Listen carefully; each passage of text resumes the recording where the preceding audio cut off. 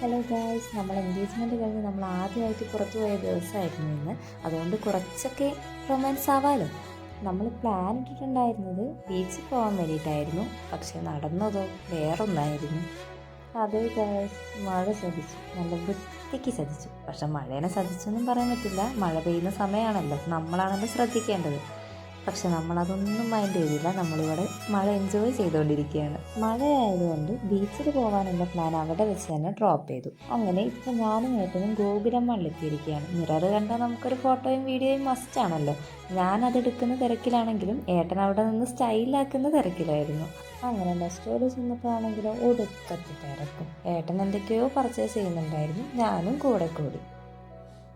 ഞാൻ കൂടെ കൂടിയതിൻ്റെ after എഫക്റ്റാണ് guys ആ മുഖത്ത് കാണുന്നത്. അങ്ങനെ നെക്സ്റ്റ് പോയ ക്ഷീണം മാറാൻ നമ്മളൊരു വീഡിയോ എടുക്കുകയാണ് ഗൈസ്. ഗോകുലമണിൽ എനിക്ക് ഏറ്റവും ഇഷ്ടപ്പെട്ട സ്പോട്ടാണിത്. നല്ല മഴ വരുന്നുണ്ട്. പിന്നെ നമ്മൾ പോയത് നേരെ സിനിമ കാണാൻ വേണ്ടിയിട്ടായിരുന്നു. അവിടെ നിന്ന് നമ്മളൊരു ബോട്ടിൽ വാങ്ങിയിട്ടുണ്ടായിരുന്നു. അതിന് 100 രൂപയാണ് വരുന്നത്. ഈ 100 രൂപ കേട്ടത് മുതൽ ഏട്ടൻ ഷോക്കാണ് ഗൈസ്. അങ്ങനെ സിനിമ കണ്ടിറങ്ങി നമ്മൾ വീട്ടിലെത്തി ഗൈസ്.